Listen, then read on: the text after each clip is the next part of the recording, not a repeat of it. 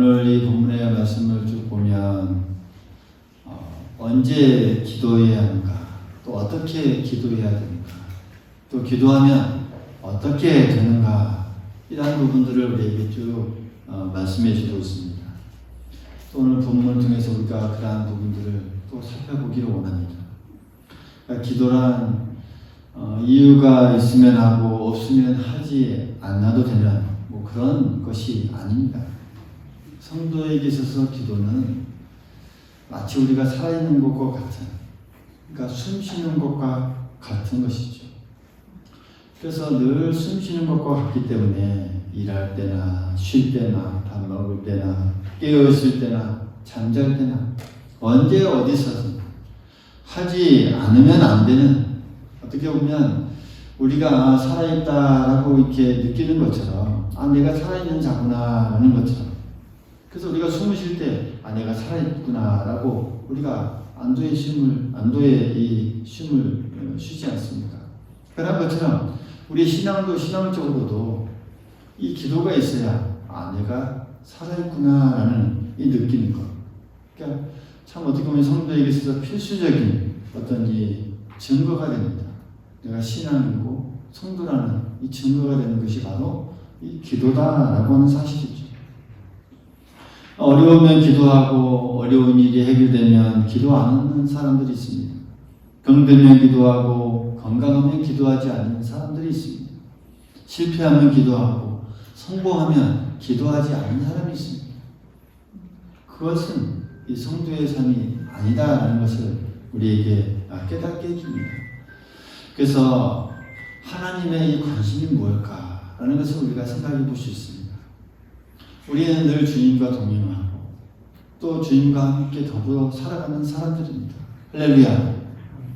늘 그렇게 살기를 또 바라며 우리가 신앙생활을 하고 있죠. 그러한 우리와 동행하는 그 하나님의 관심, 우리를 향한 하나님의 관심은 무엇일까? 우리가 이 땅에서 크게 잘 되고 크게 부자가 되고 크게 성공하고 이 땅에서 어떤 이 크고 대단한 사람이 되는 것, 하나님께서 그것을 원하실까? 물론 그것을 또 하나님께서 우리가 그렇게 산다면 또 좋아하시기도 하겠죠. 그러나 하나님께서는 그것을 크게 우리에게 원하시진 않습니다. 하나님께서 우리를 향한 관심은 우리가 언제 어디서나 하나님의 이름을 부르고 손을 높여서 또 소리 높여서 손을 들고 높이 하나님을 찬양하고 기도하는 것. 늘 끊임없이 이 사랑의 대화를 가지면서 하나님과 속삭이면서 늘 친밀한 관계 속에서 친하게 늘 유지하는 것. 그래서 함께 그 길을 거니는 것. 그것을 하나님께서 원하시죠. 그래서 우리는 이 주님과 어떻게 보면 성경에도 나와 있죠. 신부가 됐다라는 말씀을 많이 합니다. 그러니까 주님과 결혼한 사람으로서 어떻게 보면 한 몸으로서 한 뜻으로서 늘 살아가는 것 참 중요하죠. 그래서 오늘 이 말씀은 언제, 누가, 또 왜 이렇게 기도해야 되는가를 우리에게 잘 말씀해 주는 이 말씀입니다. 그러니까 기도에 있어서는 어느 누구도 예외는 없습니다. 고난을 당하는 자도, 또 즐거움이 있는 자도, 또 그리고 병든 자도 늘 기도하라. 어떤 자이든지 행복할 때도 기뻐할 때도 슬픈 일 있을 때도 늘 기도하라 라고 하는 게 오늘 이 말씀을 통해서 또 성경이 우리에게 늘 우리에게 끊임없이 강조하는 부분입니다. 그래서 우리가 이 고난 앞에 한숨 쉬고 또 성공하면 또 교만하게 되고 병들다가 또 기도하게 되고 건강하면 또 기도 안 하는 것, 이런 것을 우리 본문에서 보면은 철저하게 그런 모습들을 경고하고 있습니다. 그래서 우리의 인생이란 이 고난도 있고 실패도 있고 그런가 하면 이 기쁨도 있고 성공도 있습니다. 때로는 질병도 있고 회복도 있습니다. 그때마다 우리가 할 일은 기도다라는 사실. 그때마다 어떤 상황이 오든지 그때마다 기도해야 된다는 것을 오늘 우리 성경을 통해서 우리에게 말씀해 주고 있습니다. 사람들이 쉽게 오해할 수 있는 부분이 성도라고 해서 마냥 이 축복만 받는 것도 아니고 그렇다고 늘 고난만 있는 것도 아닙니다. 그러니까 마치 이 사계절이 늘 교차하듯이 성도의 인생에도 마찬가지입니다. 낮과 또 밤이 있고 사막의 길을 걸어갈 때도 있고 오아시스를 만날 때도 있다는 사실이죠. 그러니까 이러한 각기 여러 다른 상황에서 성도는 어떻게 해야 하는가에 대한 그 답을 오늘 이 본문에서 우리에게 제시해 주고 있습니다. 고난과 역경이 오면 기도하고 또 즐거울 때 찬송하는 것이 우리의 이 모든 상황을 아우르는 이 신앙의 원칙임을 오늘 이 말씀을 통해서 우리에게 강조하고 있습니다. 그러니까 우리가 어떤 때든지 늘 고난이 오고 힘들 때는 더 기도하고 또 기쁘고 즐거운 일 때면 더 찬송하면서 더 기도하고 그러면서 우리의 이 모든 상황이 이런 그러한 모습이 우리의 신앙의 원칙임을 강조하고 있습니다. 그런데 이렇게 반문할 수 있습니다. 아니 기쁠 때는 찬송하고 슬플 때 기도하는 거 너무 당연한 건데 이렇게 굳이 강조할 필요가 있습니까? 라고 물을 수 있죠. 하지만 실상 그렇지 않는 게 우리의 현실이라는 사실이죠. 실상 그렇게 이 원칙들 기본대로 우리가 살 수 없는 게 또 우리 현실이기도 합니다. 너무나 당연하다라고 생각하는 그 신앙의 원칙조차 제대로 지키지 못하는 또 우리에게 이 문제가 있다는 점이죠. 그러니까 마치 선수들이나 경기하는 사람들은, 운동하는 사람들은 이 기본기가 잘 되어야 합니다. 그 기본기가 잘 되어야 운동을 잘합니다. 마치 신앙에도 이런 기본이 잘 되어 있지 않고 신앙생활을 하는 것, 이게 바로 그 중요한 원칙 중에 하나가 오늘 이 기도임을 말씀해주고 있다는 사실이죠. 그러니까 우리가 축구를 보면서 이 축구를 또 해보면 그렇습니다. 이 기회가 나면 슈팅을 하고 또 제때에 빨리 패스를 하면 축구를 잘하는 사람이란 말입니다. 이게 기본이죠. 또 기본기입니다. 근데 이 기본을 제대로 잘 또 행하기란 또 쉽지 않는 것이죠. 우리가 잘 아는 말이 있죠. 낮에는 일하고 밤에는 잠을 자는 것. 이게 어떻게 보면 우리에게 당연한 일입니다. 또 당연한 일처럼 보이지만 실제로 우리가 살아가면서 어떻게 몸이 아프거나 기타 여러 문제로 인해서 밤에 잠을 제대로 자지 못하고 낮에는 일할 수 없는 그런 경험을 해본 사람은 이 평범한 말이 이 평범한 말대로 사는 것이 얼마나 이 어려운지를 잘 깨닫게 됩니다. 그러니까 모든 일에서 이렇게 기본이 얼마나 중요한가라는 것을 우리가 생각할 수 있습니다. 오늘 말씀도 그런 것을 우리에게 지적해주고 다시 한번 상기시켜줍니다. 그러니까 오늘 말씀이 이 신앙의 기본처럼 보이지만 실제 우리 고난과 또 슬픔을 당하면 하나님께 기도하기보다는 어떤 자기 연민이나 원망, 불편을 늘어놓는 이 경우가 얼마나 많이 있냐 이거죠. 또 형통할 때도 하나님께 감사하며 이 찬송을 드리기보다는 어떤 자기의 자랑에 빠지거나 교만함이나 안일함에 빠져 오히려 하나님을 잊는 자들이 얼마나 우리 주위에 많이 있냐 이거죠. 또 혹은 우리가 그렇게 또 그러한 상황에 우리도 될 수도 있다라는 사실을 우리가 늘 우리가 깨달아야 한다는 사실이죠. 그래서 우리의 이 신앙의 기본이 우리에게 몸에 배도록 우리의 이 자신 속에 늘 스며들도록 계속해서 우리의 삶에 적용해야 합니다. 늘 반복되고 또 반복되는 훈련 속에서 우리의 삶에 신앙이 잘 배이도록 몸에 배이도록 늘 힘써야 합니다. 그래서 그 신앙의 기본이 흐트러지지는 않는지 내가 오늘 또 점검해보고 또 내 자신을 되돌아보고 그렇게 해나가야 합니다. 그런 의미에서 오늘 이 말씀은 우리에게 큰 의미를 더해주고 또 다시 한번 우리의 삶을 깨닫게 해줍니다. 그래서 이 고난 중에 원망과 탄식을 늘어놓기보다는 이 주님께서 말씀하셨죠. 먼저 환난 날에 나를 부르라 라고 말씀하시는 그 하나님께 우리가 다가가서 더 먼저 기도해야 할 것이고 또 기쁘고 형통할 때는 우리의 이 찬송을 위해 지은 받은 이 자답게 더 하나님께 은혜와 축복을 이 베푸신 하나님께 먼저 더 다가가서 찬양과 감사를 올려드려야 하는 것. 이게 우리의 기본이고 또 신앙의 원칙임을 오늘 이 말씀을 통해서 우리가 잘 깨닫고 또 그 신앙 가운데 더 힘써 나아가기 위해 또 기본을 지키기 위해 더 힘쓰는 우리 모두가 될 수 있기를 간절히 소망하겠습니다. 그러면 이제 우리가 어떻게 기도해야 할까? 라는 부분들, 이 기본적인 신앙의 원칙 중에서 우리가 어떻게 기도해야 되는가 하는 부분들을 오늘 말씀해 보면 이렇게 표현하고 있습니다. 기름을 바르고 또 이 죄를 서로 고백하며 또 서로 기도하라 라고 이렇게 말씀하고 있습니다. 14절 또 16절에 보면 이렇게 말씀하고 있죠. 그러니까 기름을 바르고 기도하라. 그리고 죄를 서로 고백하며 기도하라. 그리고 서로 기도하라. 이렇게 말씀하고 있습니다. 그러니까 기름을 바른다는 말은 이 두 가지 의미를 부여해 볼 수 있습니다. 하나는 이 기름이라는 것은 이 당시 올리브 기름을 말합니다.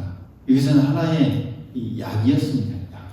그러니까 어떤 이 병을 치료하기 위해 쓰이는 그 약, 이 기름이 약입니다. 그러니까 우리가 이 말씀을 적용해 보면 이 병든 자를 위하여 기도할 뿐만 아니라 의학의 도움을 받아가면서도 치료하라는 말씀입니다.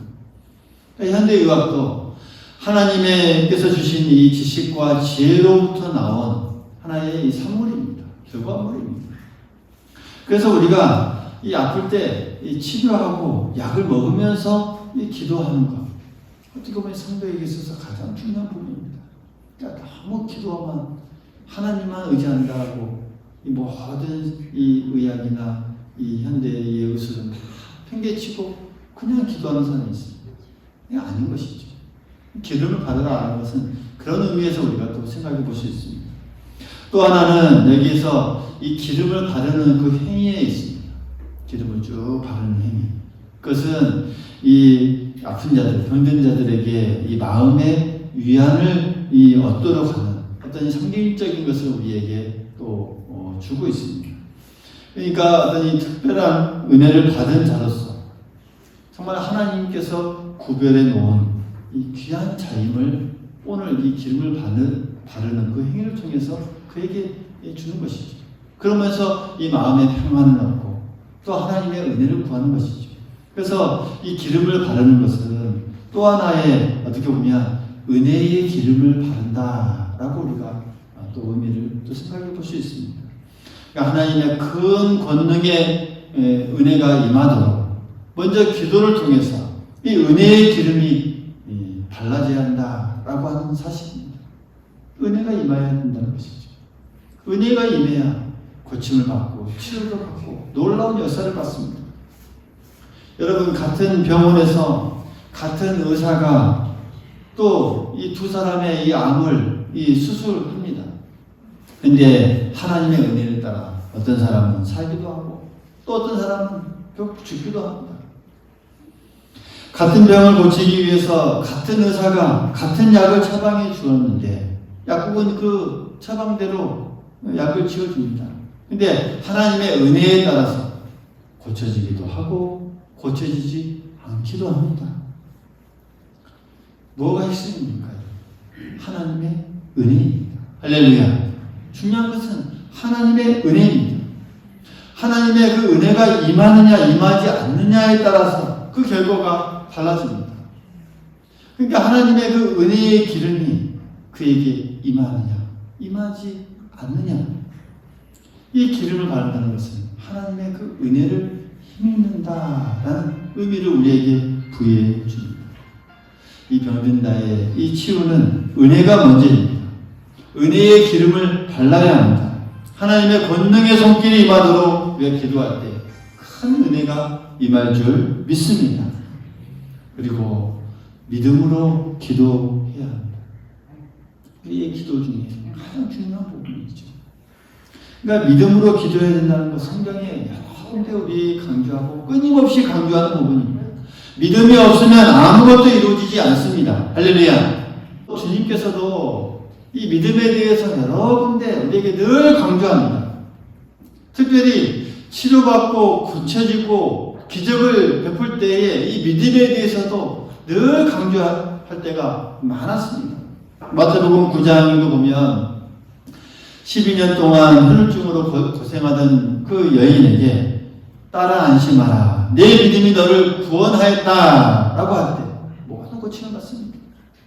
그리고 그 뒤에도 보면 앞을 보지 못하는 그 두 맹인에게 너희 믿음대로 되라. 라고 말씀하십니다. 그랬더니 그 모든 이 눈이 밝아졌습니다. 할 수 있거든요. 무슨 말이냐. 믿는 자에게 능치 못할 일이 없으리라 라고 주님께서 말씀하셨습니다. 무엇이든지 기도하고 구하는 것은 받은 줄로 믿으라. 그리하면 그대로 되리라 하고 우리에게 말씀합니다. 여러분, 이 믿고 기도해야 된다는 것을 이렇게 많이 말씀하셨는데 어떻게 더 이상 설명할 수 있겠습니까? 믿고 기도하면 그대로 될 줄 믿습니다. 이 믿음이 우리 안에 늘 충만해야 합니다. 그리고 오늘 16절의 말씀을 보면 죄를 서로 고백하며 기도하라 라고 말씀하고 있습니다. 그러니까 죄를 서로 고백하며 기도하라. 이 말씀에서 이 천주교에서는 이 구절은 신부에게 죄를 고백하는 이 고해성사의 근거로 삼고 있습니다. 그러나 이렇게 생각해 보면 사람에게 이렇게 자기 죄를 고백하는 것은 참 이 한계가 있습니다. 제한이 있습니다. 하여튼 철저한 신뢰와 존경이 전제되었을 때는만 가능한 것이죠. 그래서 여기서 이 죄를 서로 고백하라라는 이 말씀은 이 서로 우리가 서로에게 나는 죄인입니다라는, 그러니까 나는 이 죄인임을 고백하라. 따라서 이 서로의 허물과 이 잘못을 고백하는 것으로 우리가 해석해야 합니다. 다시 말하면 내가 당신에게 잘못한 것은 이러한 것입니다. 그러니 그것은 내 잘못입니다. 용서해 주십시오.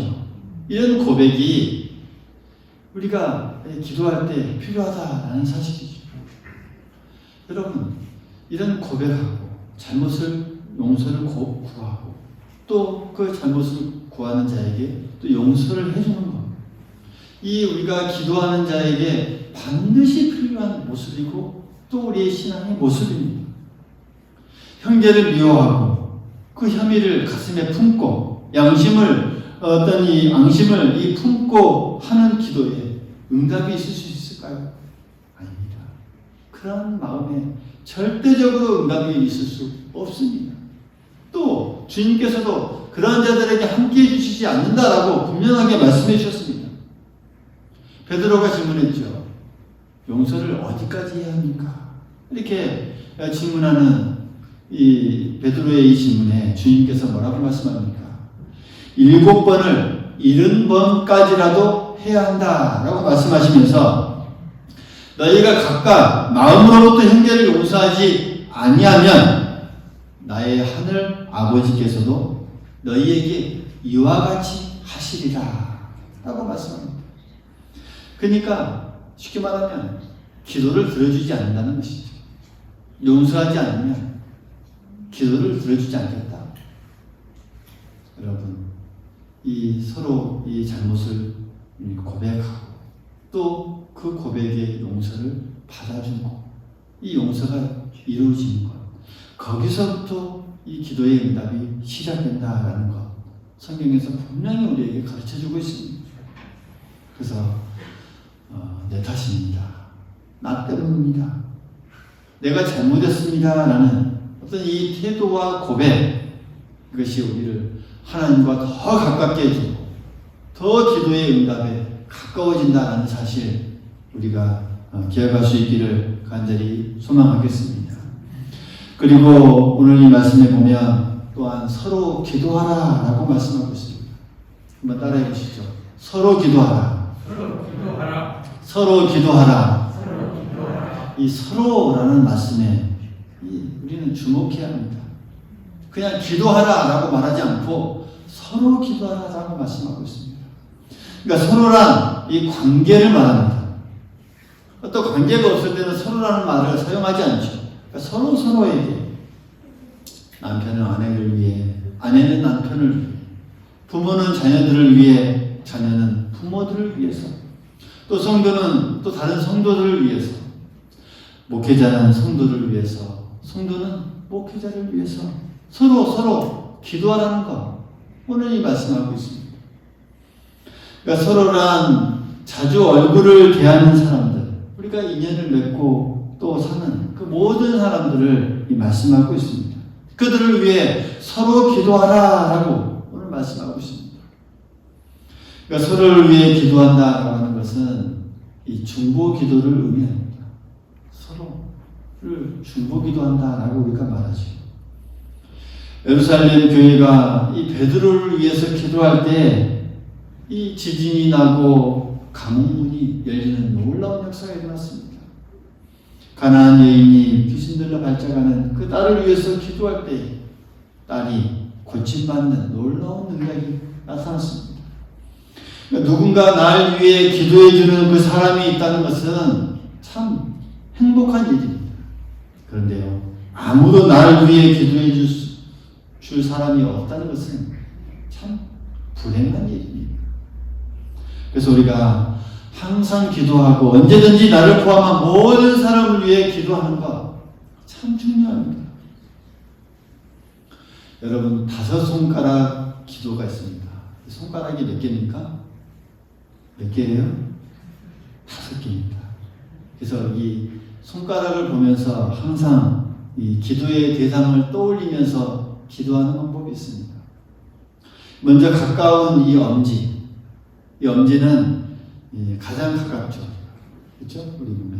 그래서 친한 사람들을 위해서 기도하는 기도입니다. 가족이나 또 친지나 또 자녀들을 위해서 가장 가까운 사람들을 위해서 기도하는 것. 엄지를 보면서 기도하는 것. 그리고 이 검지는 우리가 보통 상대방을 가리킬 때 상대방을 대하는 이 손가락이죠. 그래서 이 복음을 전하기 위해서 또 다음 세대를 위해서, 그래서 또 그러한 일을 위해서 기도하고 또 그러한 것들에 헌신하는 분들을 위해서도 기도하는 것. 두 번째, 이 검지를 우리가 대할 때 또 생각할 때 기도하는 방법입니다. 그리고 가운데 이 중지는 가장 긴 손가락입니다. 가장 길죠. 그래서 이 어떤 영적 지도자나 또 교육자들을 위해서 또 이 나라의 어떤 유정자들을 위해서 또 생각하면서 기도하는 것. 우리가 이 중지를 보면서 기도합니다. 그리고 이 약지는 이 손가락 중에서 가장 이 힘이 약한 손가락 중에 하나입니다. 그래서 주위에 약한 사람들, 가난한 사람들, 또 소외된 사람들, 또 약자들 위해서 우리가 기도하는 것. 이 네 번째 손가락을 보면서 우리가 기도하는 것. 그리고 이 마지막 가장 작은 이 생기 손가락, 이것을 보면서 나를 위해서 기도합니다. 나를 위해서, 자신을 위해서 기도하는 손가락. 그래서 연약한 이 죄인을 하나님께서 이 구원해 주셨다는 그 사실을 우리가 잊지 않고 언제나 겸손하기를 또 우리가 이 마지막 이 약지 손가락을 우리가 보면서 기도합니다. 이 5손가락의 기도가 우리 안에서 충만할 수 있기를 간절히 소망하겠습니다. 그래서 우리가 이 중보 기도예요. 그래서 다른 사람을 위해 기도합니다. 우리가 손가락을 볼 때마다 우리가 첫 번째, 두 번째, 세 번째, 네 번째, 5번째 이 기도 제목을 삼을 수 있고 또 거기서 우리가 모든 사람들을 위해서 이 중보할 수 있다는 사실, 어떻게 보면 하나님께서 주신 축복이고 큰 은혜인 줄 믿습니다. 언제나 우리를 위해서 기도하고 있습니다. 복음성가의 가사 중에 또 기도의 내용 중에 이러한 이 가사가 있죠. 한번 여러분 우리가 오후 예배 때도 자주 찬송하는 내용인데 제가 한번 가사를 불러보죠. 마음이 지쳐서 기도할 수 없고 눈물이 빗물처럼 흘러내릴 때 주님은 우리 연약함을 아시고 사랑으로 인도하시네. 누군가 널 위해 누군가 기도하네. 내가 홀로 외로워서 마음이 무너질 때 누군가 널 위해 기도하네. 우리의 마음이 지쳐 있을 때에 갈보리 십자가를 기억합니다. 주님은 우리 외로움을 아시고 내 마음에 기쁨 주시리. 주님이 널 위하여 주님이 기도하네. 내가 홀로 외로워서 마음이 무너질 때 누군가 널 위해 기도하네. 할렐루야. 누가 늘 우리를 위해서 기도해 주십니까? 주님께서. 주님은 지금도 우리를 위해, 나를 위해 기도하고 계십니다. 때문에 우리도 서로를 위해서 늘 기도해야 될 줄 믿습니다. 할렐루야. 또한 마지막으로 우리가 이 기도하면 어떻게 됩니까? 이 기도의 결과를 오늘 말씀 15절 말씀에 보면 이렇게 말씀하고 있습니다. 주께서 그를 일으키시리라. 할렐루야. 그러면서 이어지는 말씀 보면 죄를 범하였을지라도 사하심을 받으리라. 그리고 16절에 보면 의인의 강구는 역사하는 힘이 크다라고 우리에게 말씀합니다. 그래서 우리가 기도하면 이 병 고침 받고 죄는 사함 받고 문제는 해결받고 계속해서 역사가 일어나는 것입니다. 이 주목할 부분은 이 믿음의 사람들을 청하여서 기름을 받고 기도하지만 주께서 그를 일으키시리라는 이 말씀입니다. 할렐루야. 그래서 기도하는 그 사람이 병자를 고치고 문제를 해결하는 것이 아니라 누가 하신다고요? 누가? 주님께서 하신다는 말씀입니다. 할렐루야. 다시 말씀드리면 나는 기도하고 하나님께서 응답하신다는 말씀입니다. 나는 기도할 뿐 하나님께서 그 모든 일을 해결하셨다는 것입니다. 기도의 역사는 지나간 사건이 아닙니다. 오늘의 우리의 삶 속에서도 부단히 일어나고 계속해서 나타나는 신비이고 기적의 사건입니다. 우리 모두 믿을 수 있기를 간절히 소망하겠습니다. 그래서 기도는 누구나 할 수 있습니다. 누구나 응답받을 수 있습니다. 또 그 다음 기도는 오늘 말씀 통해서 우리에게 주신 것처럼 서로 죄를 고백하고 또 믿음으로 또 서로를 위해 기도할 때에 그 놀라운 역사가 일어난다는 사실 오늘 말씀을 통해서 우리가 기억하면서 늘 서로를 위해서 기도하고 또 기도하는 우리 모두가 될 수 있기를 간절히 소망하겠습니다.